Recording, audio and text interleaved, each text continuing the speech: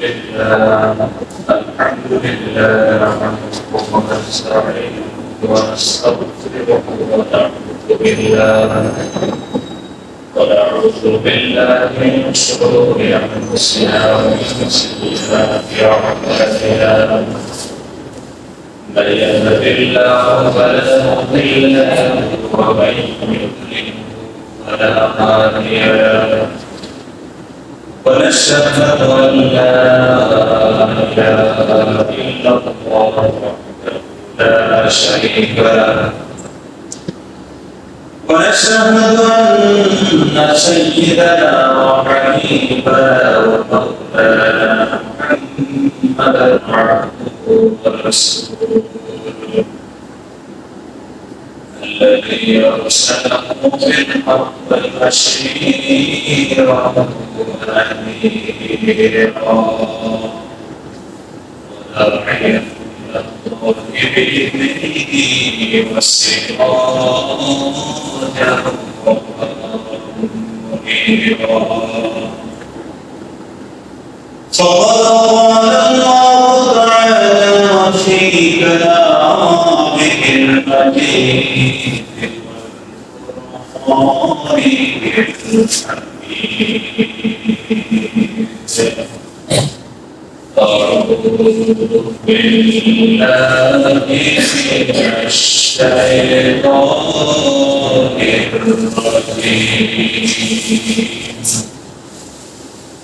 بسم الله الرحمن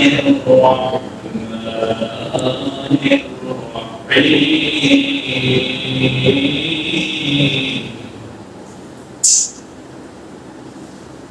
يسألونك عن الساعة أيان مرساها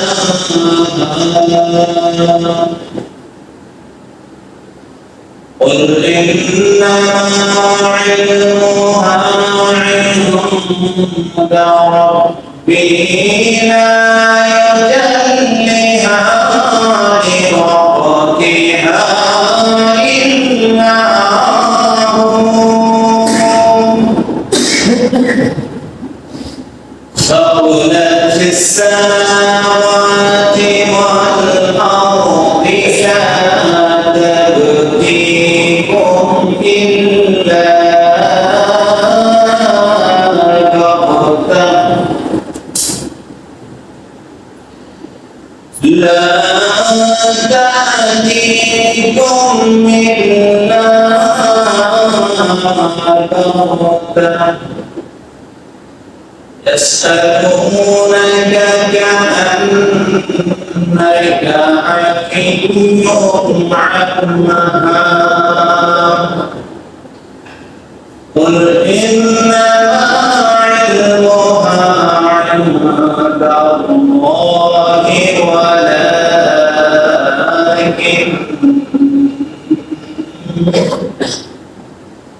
ولكن أكثر الناس لا يعلمون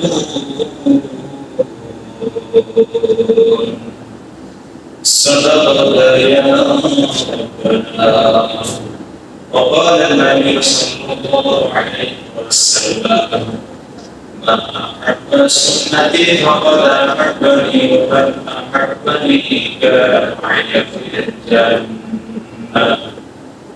أو كما قال عليه الصلاة والسلام وقال تعالى في شريعته إن الله وملائكته يصلون على النبي يا أيها الذين آمنوا صلوا عليه وسلموا تسليما اللهم صل على محمد وعلى آل محمد كما صليت على إبراهيم وعلى آل إبراهيم إنك حميد مجيد اللهم بارك على محمد وعلى آل محمد على إبراهيم وعلى آل إبراهيم إنك حميد مجيد কেমন করে ঘুমাও তুমি কেমন করে ঘুমাও তুমি ফজর করে কাটা এমন তো হতে পারে চোখে যারা মানুষ জগতে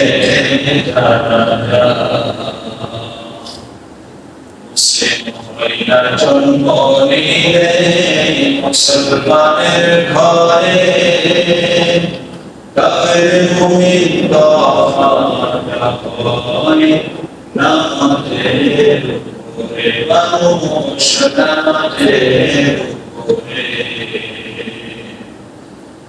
মুসলিম হয় না জন্ম নিলে মুসলমানের ঘরে কাফের মুমিন তওবা হয় নামাজের উপরে এই জীবনে নামাজ যেন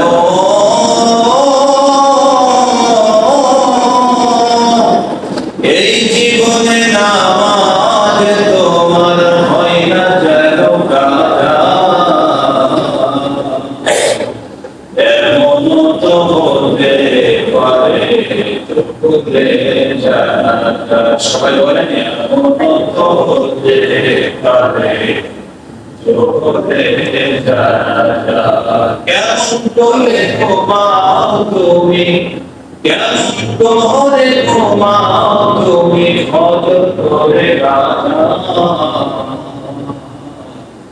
এমন তো হতে পারে চোখে যারা মানুষ চোখে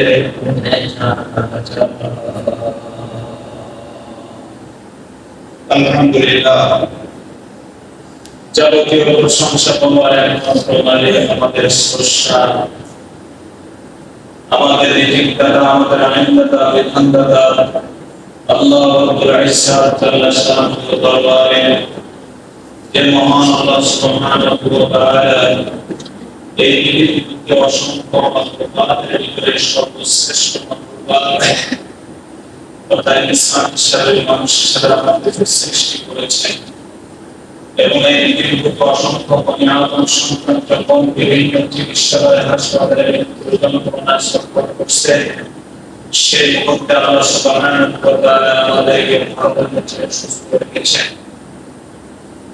এবং 1445 হিজরি সনে আজকের এই জিলহজ মাসের দ্বিতীয়তম দিবস 14 জিলহজ আজকে এই দ্বিতীয়তম দিবসে আমাদেরকে সুস্থ তৌফিক দান করেছেন আল্লাহ করার জন্য পত্র মসজিদে আমরা আসতে পেরেছি এবং পরিবারের সকলকে নামে উদার করে দিয়ে অনেক মহিলা থেকে আমাদের মহাস্পদ থেকে কালিমাত শুকরিয়া আদায় করছি সকলের দিক থেকে নাম থেকে পড়ে নিচ্ছি আলহামদুলিল্লাহ আলহামদুলিল্লাহ আজ পরম দিয়ে বলছি আলহামদুলিল্লাহ রব্বানা লাকাল হামদ হামদান কাসীরান তাইয়িবান মুবারাকান ফীহি আল্লাহ তাআলা আমাদের প্রশংসা করেন সকলে বলেন আল্লাহুম্মা আমিন সম্মানিত উপস্থিতি আজকে আলোচনার বিষয় হলো কিয়ামত কিয়ামতের বিষয়ে কিছু কথা বলবো কোরআন এবং হাদিস থেকে কিয়ামতের আলামতের বিষয়ে কিছু কথা বলা হবে ইনশাআল্লাহ তাআলা তার পূর্বে কুরবানি যে আমাদের কাছ থেকে চলে গেল এই কুরবানি থেকে আমরা কি শিখব সেই বিষয়ে অল্প পরিসরে কথা বলে তারপরে আমরা মূল আলোচনার দিকে ফিরে যাব ইনশাআল্লাহ তাআলা আল্লাহ তাআলার কাছে তাওফিক কামনা করছি আল্লাহ সুবহানাহু ওয়া তাআলা কোরআন এবং হাদিস থেকে আমাদেরকে সঠিক কথাগুলো আমাদের জন্য প্রয়োজনীয় শিক্ষা কিছু কথা আল্লাহ রাসূল সুবহানাহু আমল করার মতো তৌফিক দেন আল্লাহ সুবহানাহু ওয়া তাআলা আমাদের সকলকে দান করুন। আমিন। সম্মানিত উপস্থিতি, কুরবানি আমরা করলাম, কুরবানি চলে গেল, এখান থেকে আমরা কি শিক্ষা নিলাম? যদি ঈদের দিনে কুরবানির শিক্ষা বিষয় নিয়ে কিছু কথা আমি ঈদের ময়দানে বলেছিলাম, তারপরে যেহেতু কুরবানি আমাদের মাঝ থেকে চলে গিয়েছে, সামান্য হিসাবে শিক্ষা কথা বলে তারপরে ইনশাআল্লাহ কুরবানির মূল শিক্ষা হলো আল্লাহর রাস্তায় জানের মাল কুরবানি করার জন্য একজন মুমিন নিজেকে তৈরি করবে। একজন মুমিন তার জান এবং মাল কুরবানি করে শুধুমাত্র আল্লাহর জন্য, আল্লাহর রাস্তায় কুরবানি করতে হবে। এটা হলো কুরবানির মূল শিক্ষা। ইব্রাহিম আলাইহিস সালাতু ওয়াস সালাম তার পুরা সন্তানের জান কুরবানি করতে চেয়েছেন আল্লাহর সন্তুষ্টির জন্য। ইব্রাহিম আলাইহিস সালাম আল্লাহর জন্য কুরবানি হওয়ার জন্য, আল্লাহর জন্য নিজের জীবনকে উৎসর্গ করার জন্যই তিনি কিন্তু নমরুদের আগুনের ভিতরে নিক্ষিপ্ত হয়েছিলেন। এইভাবে যুগে যুগে নবী রাসূলগণ এসেছেন, সমস্ত নবী রাসূলগণ তাদের জান এবং মালকে আল্লাহর রাস্তায় কুরবানি করেছেন। আল্লাহর দ্বীনের জন্য, ইসলামের জন্য তাদের জান এবং মালকে কুরবানি করেছেন সমস্ত নবী রাসূলগণ। আল্লাহ সুবহানাহু ওয়া তাআলা এই বিষয়টা সূরা ফাতির ভিতরে সুন্দর করে বলেছেন। আল্লাহ রাব্বুল আলামিন বলেন, ইয়া আইয়ুহাল্লাযীনা আমানু হাল আদুল্লুকুম আলা তিজারাতিন তুনজিকুম মিন আযাবিন আলীম।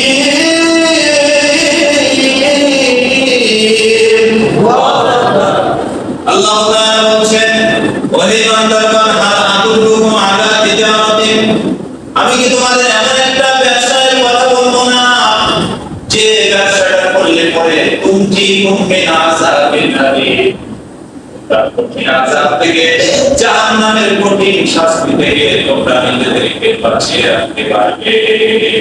তুনজিকুম, তোমরা নিজেদেরকে বাঁচিয়ে রাখতে পারবে, মিন আযাবিন আলীম, কঠিন শাস্তি থেকে, কঠিন আযাব থেকে, জাহান্নামের কঠিন শাস্তি থেকে তোমরা নিজেদেরকে বাঁচিয়ে রাখতে পারবে। এমন একটা ব্যবসায়ের কথা আমি কি তোমাদেরকে বলবো না? আল্লাহ আমাদের কাছে প্রশ্ন করছেন। এমন একটা ব্যবসা, দুনিয়ার ব্যবসার ভিতরে লোকসান হওয়ার সম্ভাবনা আছে না নাই? কথা বলে, কিন্তু আল্লাহর সাথে যে ব্যবসাটা হবে, এই ব্যবসার ভিতরে লোকসান নাই।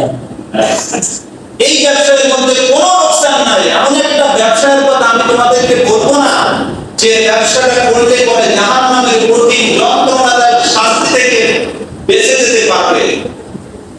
সেই ব্যবসাটা কি? আল্লাহ তাআলা বলেন, ব্যবসায়ের জন্য কয়েকটি কর্মসূচি আমি তোমাদেরকে দিলাম। তার ভিতরে এক নাম্বার কর্মসূচি হলো আল্লাহর প্রতি ঈমান। কার প্রতি ঈমান? আল্লাহর প্রতি ঈমান। আল্লাহর প্রতি ঈমান আছে বিধায় আমরা নামাজ পড়ি। আল্লাহর প্রতি বিশ্বাস আছে বিধায় আমরা রোজা রাখি। আল্লাহর প্রতি বিশ্বাস আছে বিধায় আমরা হলো হজ করি। আল্লাহর প্রতি বিশ্বাস আছে বিধায় আমরা কুরবানি করেছি। কথা ঠিক না ঠিক? তারপরে এক নাম্বার মূলনীতি হলো আল্লাহর সাথে ব্যবসায়ের জন্য এক নাম্বার মূলনীতি কর্মসূচি হলো আল্লাহর প্রতি ঈমান।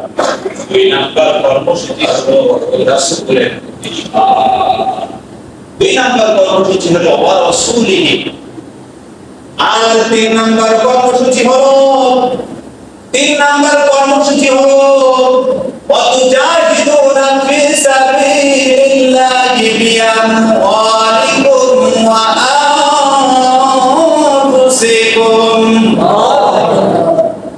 তিন নাম্বার কর্মসূচি হলো জান এবং মাল দিয়ে আল্লাহর রাস্তায় জিহাদ করবে, সংগ্রাম করবে, আল্লাহর দ্বীন প্রতিষ্ঠার জন্য কাজ করবে। সুবহানাল্লাহ। 3 নম্বর কর্মসূচিটা একটু কঠিন। জান এবং মাল দিয়ে, জান কুরবানি করতে হবে, মাল কুরবানি করতে হবে, দুইটা জিনিস কুরবানি করতে হবে।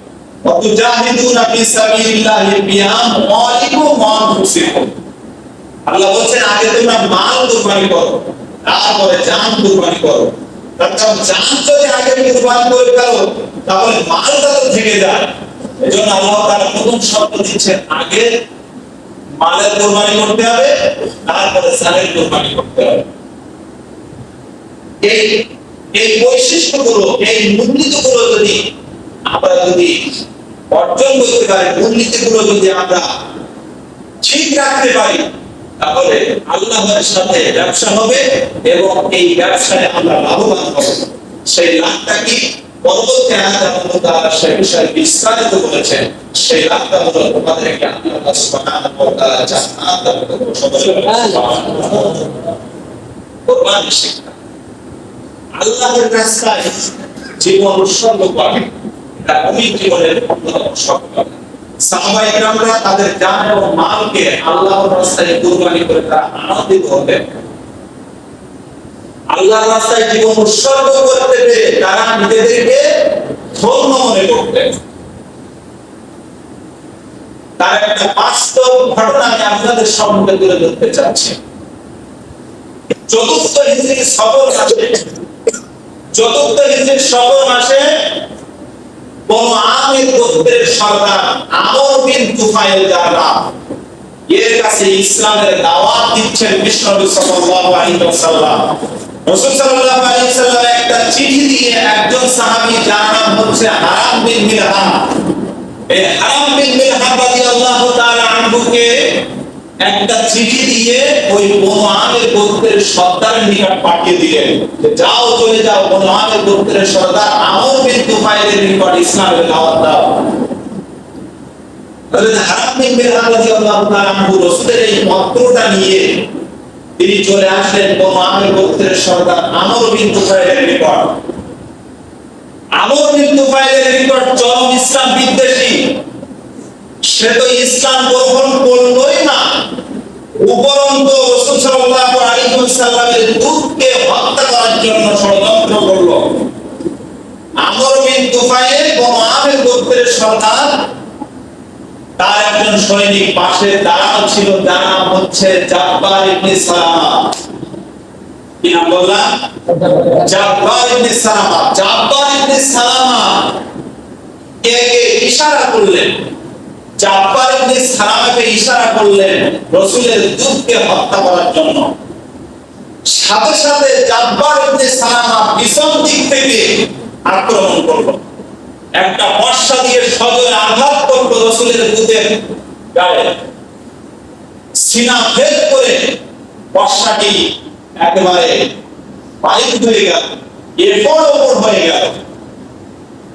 যখন রাসূলের দূত এইভাবে নিহত হয়ে যাচ্ছে, বর্শা নিক্ষেপ করেছে পিছন দিক থেকে, সিনা ভেদ করে একেবারে শরীর আপনার ফেড়ে চলে গিয়েছে, সেই সময় রাসূলের দূত হারাম বিন মিলহান রাদিয়াল্লাহু তাআলা আনহু যখন মারা যাচ্ছিলেন, মারা যাওয়ার সময় একটা কথা সদর উচ্চারণ করেছিলেন, যেটা হাদিসের ভিতরে চলে এসেছে, ইতিহাসের পাতায় যেটা সম্ভব করে লিখিত হয়েছে।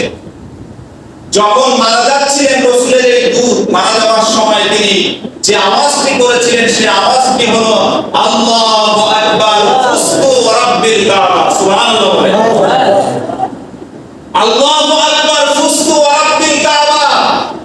আল্লাহু আকবার, আল্লাহ মহান, আমি নিহত হয়ে যাচ্ছি, আল্লাহর রাস্তায় আমার জীবনকে উৎসর্গ করতে পেরেছি।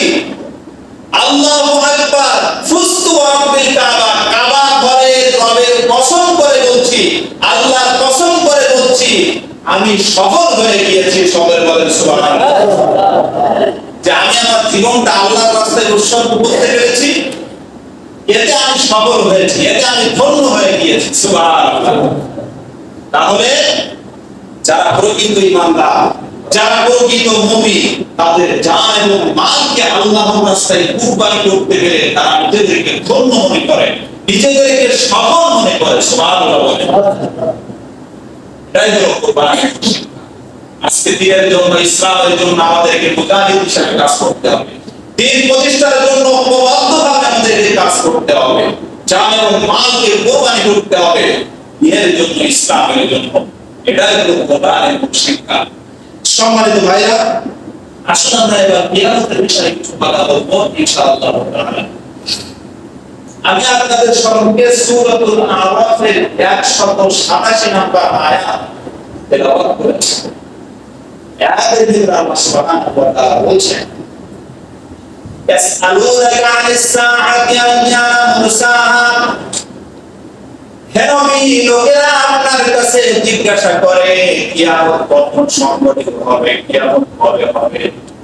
আচ্ছা, কিয়ামতটা কখন হবে আমরা কেউ কি জানি? জানি না। সাহাবীরা রাসূল সাল্লাল্লাহু আলাইহি ওয়াসাল্লামের কাছে এসে কিছু সংখ্যক ব্যক্তি প্রশ্ন করতেছে, ইয়াসআলুনাকা আনিস সাআতি আইয়ানা মুরসাহা।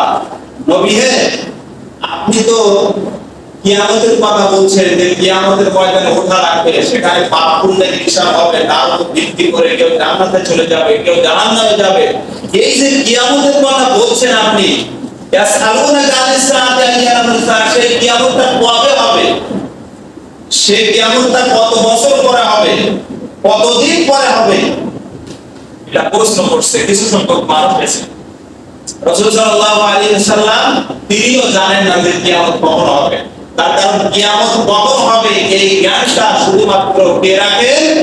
আল্লাহ সুবহানাহু ওয়া তাআলা। তিনি রাখেন, তিনি কিয়ামত সংঘটিত করবেন। তখন রাসূল সাল্লাল্লাহু আলাইহি ওয়াসাল্লাম বললেন, কুল ইন্নামা ইলমুহা ইনদা রাব্বি।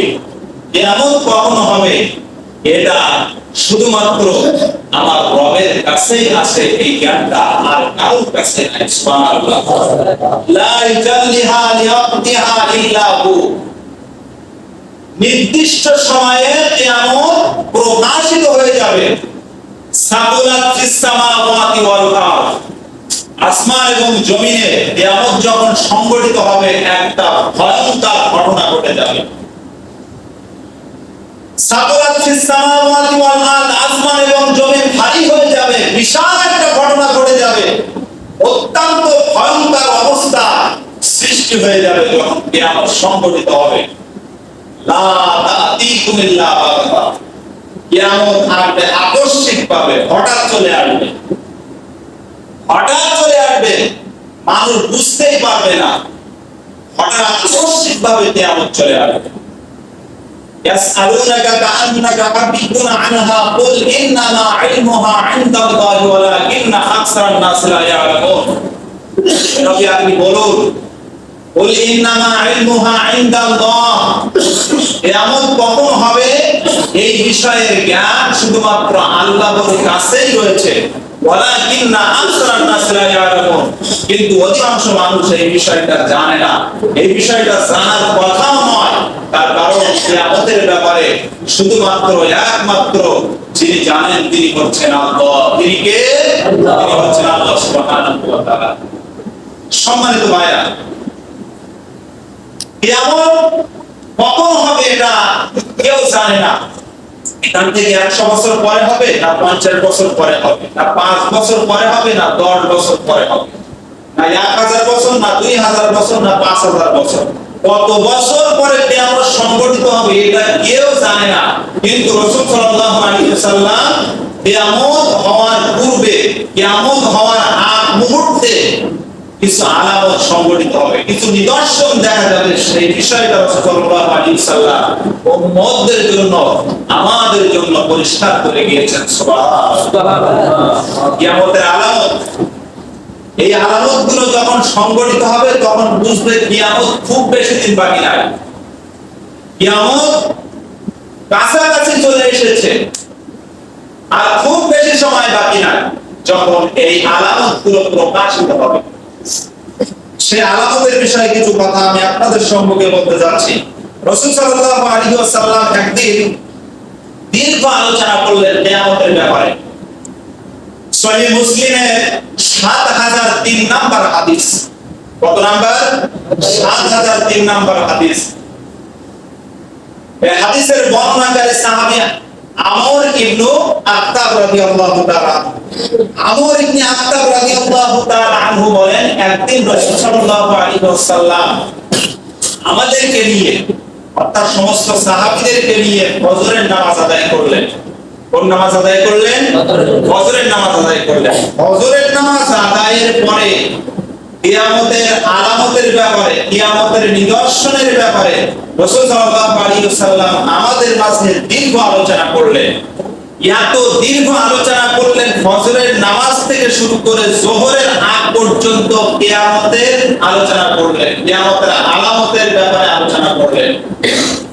তাহলে এই আলোচনাটা কম না বেশি? দীর্ঘ আলোচনা করলেন এবং যোহরের রক্ত হয়ে গেল।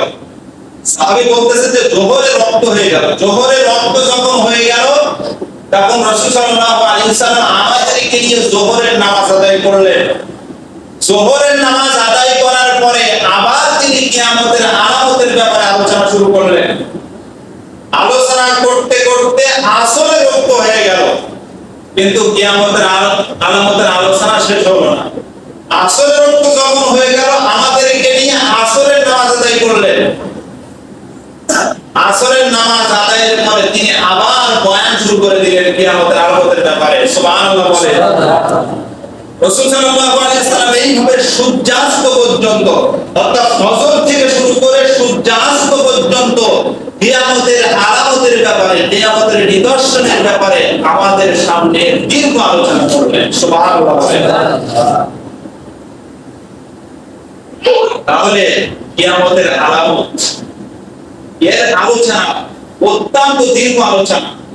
রাসূল সাল্লাল্লাহু আলাইহি ওয়াসাল্লাম সাহাবীদের সামনে কিয়ামতের আলামতের আলোচনা করেছেন, সাহাবীদেরকে সতর্ক করেছেন, সাহাবীদেরকে বলেছেন যে এই এই কাজগুলো যখন দেখবে, সংঘটিত হবে, তখন বুঝবে যে কিয়ামত খুব কাছাকাছি চলে এসেছে।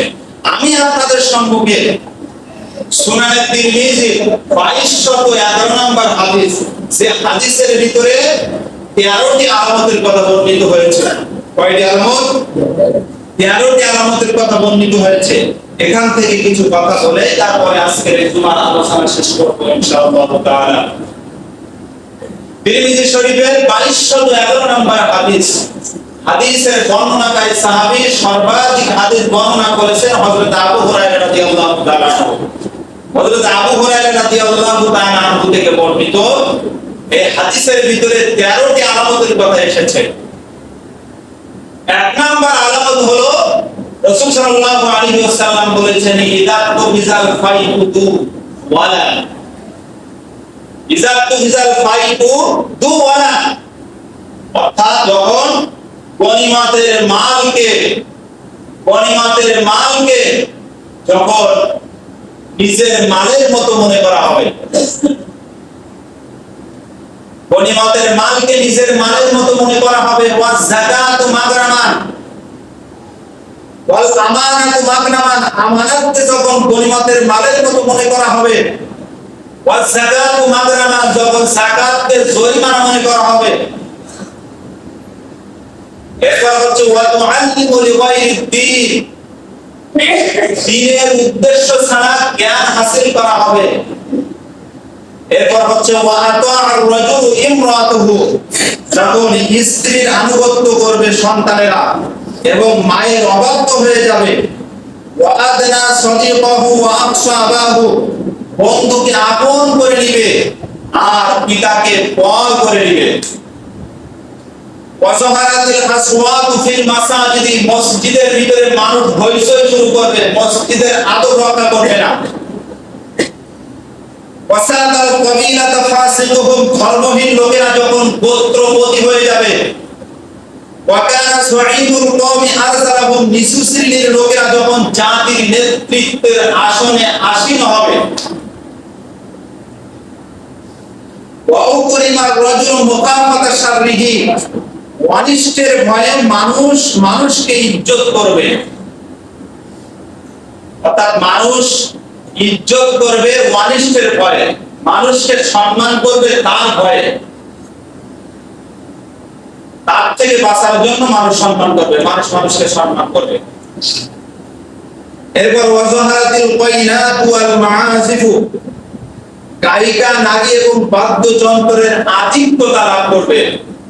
এরপর অশুরিবাতিল খুমুর, মানুষ ব্যাপকভাবে মদ পান করবে, মাদক সেবন করবে।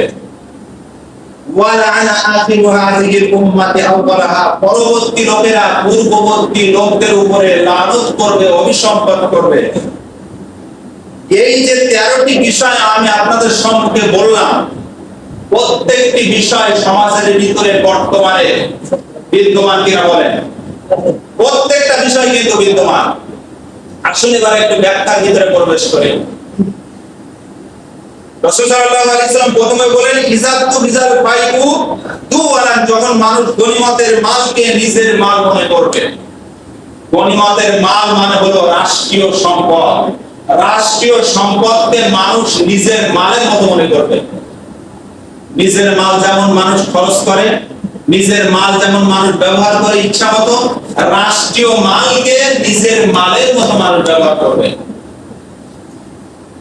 আজকে রাষ্ট্রীয় যত মাল, যত সম্পদ মানুষ পায়, এর কি সুষ্ঠুভাবে কি ব্যবহার হয়? এর সুষ্ঠুভাবে কিন্তু ব্যবহার হয় না। রাষ্ট্রীয় সম্পদ চুরি হওয়া বাংলাদেশের জন্য সবচাইতে, বাংলাদেশ আপনার পিছিয়ে যাওয়ার পিছনে সবচাইতে বড় কারণ হলো রাষ্ট্রীয় সম্পদ চুরি হওয়া। কথা ঠিক না বেঠিক? রাষ্ট্রীয় মাল চুরি হওয়া। রাষ্ট্রীয় মাল চুরি হলে পরে, কেউ যদি চুরি করে, রাষ্ট্রীয় মাল কেউ যদি চুরি করে, তাহলে এর থেকে পরিত্রাণের জন্য তাকে কি করতে হবে? এর থেকে পরিত্রাণের জন্য তাকে যে সম্পদ সে রাষ্ট্র থেকে নিয়েছে, যে সম্পদ সে দেশ থেকে নিয়েছে, সেই সম্পদ রাষ্ট্রীয় ভান্ডারে ফেরত দিতে হবে তাকে। যদি ফেরত দিতে অক্ষম হয়, তাহলে সেক্ষেত্রে রাষ্ট্রীয় সম্পদ তো গোটা বাংলাদেশের বা গোটা দেশের সমস্ত জনগণের অধিকার এই সম্পদের ভিতরে আছে। ফেরত দিতে যদি সে সক্ষম না হয়, তাহলে গোটা দেশের সমস্ত জনগণের কাছে তাকে মাপ চেয়ে নিতে হবে যে আমি এই সম্পদ চুরি করেছিলাম, এই সম্পদ আমি নিজের জন্য নিয়েছিলাম, এটা রাষ্ট্রীয় সম্পদ, অর্থাৎ আমাকে মাফ করে দেয়। এইভাবে মিডিয়া এসে সমস্ত বাংলাদেশের সমস্ত দেশের জনগণের কাছে তাকে মাপ চেয়ে নিতে হবে।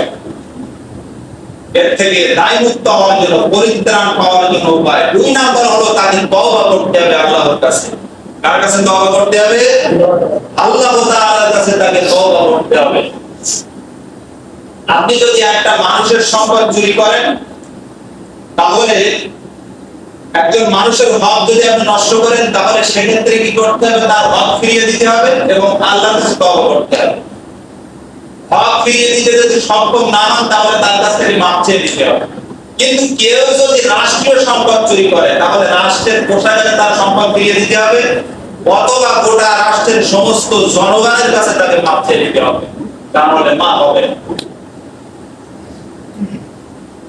রাষ্ট্রীয় সম্পদ আজকে এমন কোন মন্ত্রণালয় নেই যে মন্ত্রণালয় চুরি হয় না, এমন কোন দপ্তর নেই যে দপ্তরে চুরি হয় না, এমন কোন সংস্থা নেই যে সংস্থায় চুরি হয় না, এমন কোন প্রজেক্ট নেই যে প্রজেক্টে চুরি করা হয় না। কথা ঠিক না বেঠিক? যে বাজেট আসে, সেই বাজেট কি সম্পূর্ণ কাজ হয়? কথা বলেন না কেন? তাহলে এই যে রাষ্ট্রীয় মাল চুরি হওয়া, রাষ্ট্রীয় মালের চুরি হওয়ার যে বিষয়টা, এটা কিন্তু কিয়ামতের অন্যতম একটা আলামত। ঠিক না ঠিক? রাসূল সাল্লাল্লাহু আলাইহি ওয়াসাল্লাম সেই কথা বলেছেন, ইদাতু বিজাল ফায়ুদু ওয়ালান, যখন রাষ্ট্রীয় মালকে মানুষ নিজের মালের মতো মনে করবে, নিজের মালের মতো ব্যবহার করবে।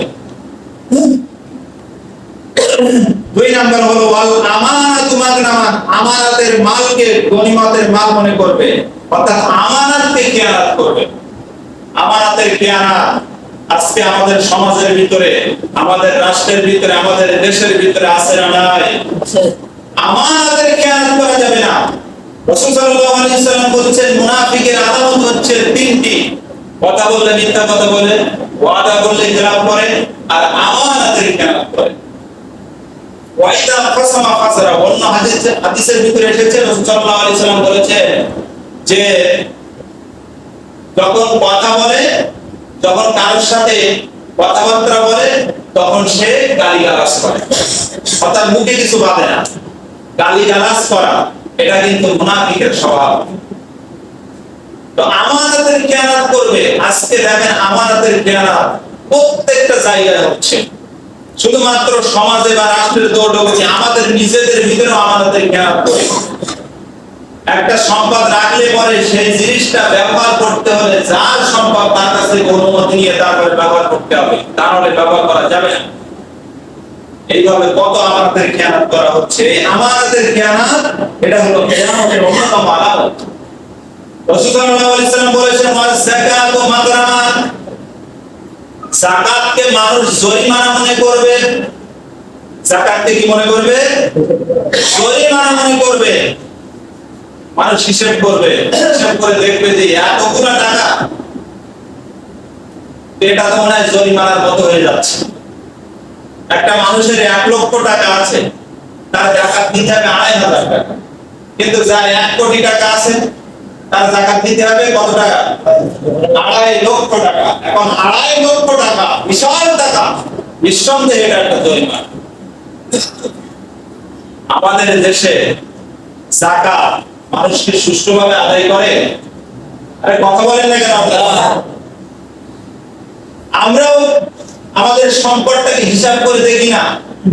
আমরা যারা যাকাত দেই, আমরা হিসাব করে অধিকাংশ মানুষ যাকাত দেই না।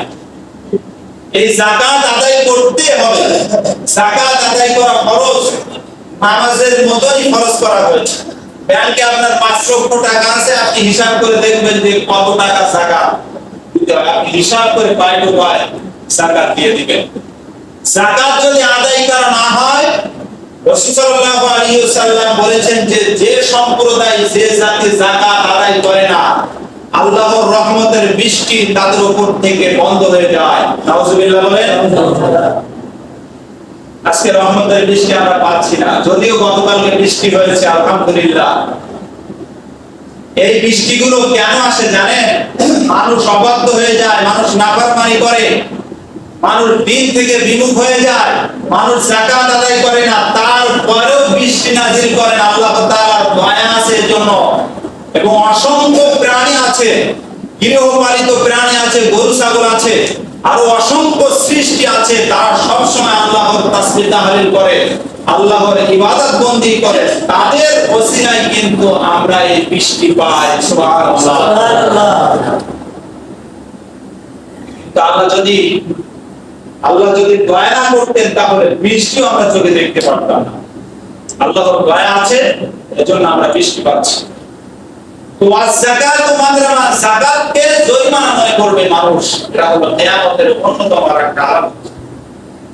কিয়ামতের অন্যতম আরেকটা আলামত হলো ওয়া তুআল্লিমা লিগায়রিদ দ্বীন।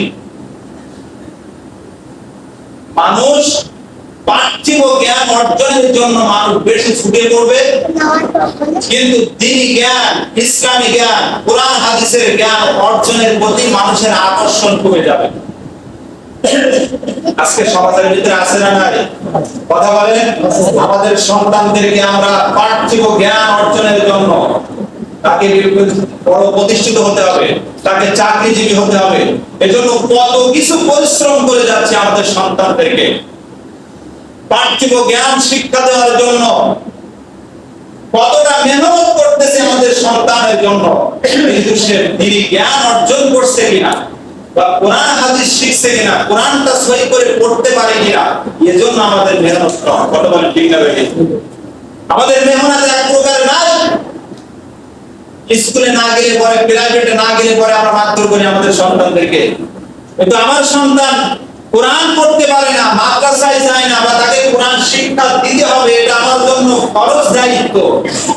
কতটুকু পরিমাণ জ্ঞান তো আপনার সন্তানকে আপনি শিক্ষা দিবেন, যতটুকু এলেম অর্জন করলে পরে তার নামাজটা, তার ইবাদত বন্দেগীটা সহি সালামত আদায় করতে পারে, হালালকে হালাল হিসেবে চিনতে পারে, হারামকে হারাম হিসেবে বর্জন করতে পারে, অতটুকু জ্ঞান তো কমপক্ষে আপনাকে শিক্ষা দিতে হবে আপনার সন্তানকে। আপনার সন্তানকে মুফতি বানানোর দরকার নাই। মুফতি বানাতে পারছেন না, আল্লাহর কাছে জবাবদি হবে না। আপনি মুহাদ্দিস বানাতে পারছেন না, হাফেজ বানাতে পারছেন না, বড় একজন মনে করেন যে আপনার আলেম বানাতে পারছেন না, এক্ষেত্রে আপনার জবাবদিহিতা নাই। কিন্তু আপনার সন্তানকে অতটুকু জ্ঞান শিক্ষা দেওয়া ফরজ, যতটুকু জ্ঞান হইলে পরে আপনার সন্তান তা ইবাদত বন্দেগী সহি সালামতে করতে পারে, এতটুকু জ্ঞান তো তাকে শিক্ষা দিবে। কমপক্ষে 5টি সূরা তাকে তো সহিভাবে শিক্ষা দিবে। কারণ আপনি কেমনে শিক্ষা দেবেন, আপনার নিজের সূরাই সহি না। কথা বলে ঠিক না বেঠিক? তা মানুষ আজকে পার্থিব জ্ঞানের প্রতি ঝুঁকে পড়েছে। এটা হলো কিয়ামতের অন্যতম আলামত। কিন্তু সাহাবীদের যুগে তালাশ করেন, তারা দ্বীনি জ্ঞানের জন্য এক দেশ থেকে অন্য দেশে সফর করতেন, বাগদাদে চলে আসতেন। কোথায় সে আপনার হলো কাজাকিস্তান, তুর্কমেনিস্তান, উজবেকিস্তান, এই সমস্ত জায়গা থেকে মানুষ দ্বীনি জ্ঞান অর্জন করার জন্য তারা চলে আসতেন। আল্লাহু আকবার। হাজার হাজার মাইল পথ। এখন তো আপনার প্লেন বা বিভিন্ন যানবাহন তৈরি হয়েছে, তখন মানুষ পায়ে হেঁটে চলে যেত দ্বীনি জ্ঞান অর্জনের জন্য। এই বিষয়ে অনেক কথা, 4টি আলামতের বিষয়ে আমি কথা বললাম। এরপরে আরো আপনার 11টি আলামতের কথা এখনো, 9টি আলামতের কথা এখনো বাকি আছে। আমি এই বিষয় নিয়ে সামনের সময় আরো কথা বলবো ইনশাআল্লাহ তাআলা। যতটুকু কথা বললাম আল্লাহ সুবহানাহু ওয়া তাআলা এখান থেকে শিক্ষা গ্রহণের তৌফিক দান করেন। এবং কিয়ামতের আলামত যেহেতু প্রকাশিত হয়ে যাচ্ছে, কিয়ামত আমরা আমাদের খুব কাছাকাছি চলে আসতেছে, এজন্য কিয়ামতের ময়দানে জবাবদিহি হতে হবে। এজন্য আমাদের নিজেদেরকে যোগ্য করে তুলতে হবে। আমাদেরকে 5 ওয়াক্ত নামাজি হতে হবে। কি হতে হবে? 5 ওয়াক্ত নামাজি হতে হবে। আফসোসের বিষয়, আজকে আমরা নামাজটা ঠিকমতো পড়ি না। অত্যন্ত পরিতাপের সাথে বলতে হয়, আজকে আমাদের পরিবারের ভিতরে দ্বীন নাই, ইসলাম নাই। নিজেরাই নামাজটা পড়ি না। নিজের পরিবারের সদস্য, নিজের সন্তান, নিজের স্ত্রী নামাজ পড়ছে কিনা এই বিষয়ে আমাদের গুরুত্ব কম। অথচ এই নামাজটা আমাদের জন্য বাধ্যতামূলক করে দেওয়া হয়েছে, ফরজ করে দেওয়া হয়েছে। নামাজ না পড়া এটা হলো মুনাফিকের আলামত। নামাজ না পড়া ঈমান না থাকার আলামত। সম্মানিত ভাইরা, আজকে দিন থেকে আমরা কতটা দূরে সরে গিয়েছি। যে সময় মসজিদে নামাজ হচ্ছে ওই সময় বহু মানুষ ঘুমিয়ে থাকি। ফজরের নামাজে যে সময় মুয়াজ্জিন তাকবীর দেয়, যে সময় ইমাম সাহেব তেলাওয়াত করে, ওই সময় অধিকাংশ ফ্যামিলিতে আমরা ঘুমিয়ে থাকি। এই হলো আমাদের অবস্থা। আজকে এতগুলো মুসল্লি মসজিদে আমরা উপস্থিত হয়েছে জুমার নামাজে, অথচ রাসূল সাল্লাল্লাহু আলাইহি সাল্লামের জামানায় জুমার নামাজে যে মুসল্লি, ওয়াক্তীয় নামাজে সেই মুসল্লি। আজকে আমাদের জুমার নামাজের চিন্তা আলহামদুলিল্লাহ, ওয়াক্তীয় নামাজে 5 জন 7 জন 10 জন বিদ্যুৎ এখানে সীমাবদ্ধ। 100% মুসল্লি রাসূলের জামানায় হতো। আজকে আমাদের 50% হয় না, 50% মানুষ আছে না। মনে করেন এই এলাকায় 500 মানুষ আছে, 500 পুরুষ মানুষ আছে। এখন 500 থেকে তো 250 মানুষ, 50% মানুষ যদি আসে, 50% যদি আসে, তাহলে 250 মানুষ টাকার পাবে। যদি 20% আসে সেক্ষেত্রে তো আপনার সেটাও তো অনেক মুসল্লি হয়। 10% আসলেও তো কিছু মুসল্লি হয়। কিন্তু আমরা নামাজের একদম উদাসীন হয়ে গিয়েছি। আমরা যে মৃত্যুবরণ করব, মৃত্যুর পরে কি হিসাব দিব, এই চিন্তা চেতনা আমাদের মনের ভিতরে থেকে আজকে দূরে সরে গিয়েছে। আসুন আমরা নামাজি হই, দ্বীনের পথে আসি। কিয়ামতের ব্যাপারে আমরা সতর্ক হই। কিয়ামতে আমাদেরকে আল্লাহর সামনে জবাবদিহি হতে হবে, এজন্য আমরা প্রস্তুতি গ্রহণ করি। আল্লাহ তাআলা আমাদের সকলকে সেই তৌফিক দান করেন। সকলে বলেন আল্লাহুম্মা আমিন। ওয়া আখিরু দাওয়ানা আলহামদুলিল্লাহি রাব্বিল আলামিন।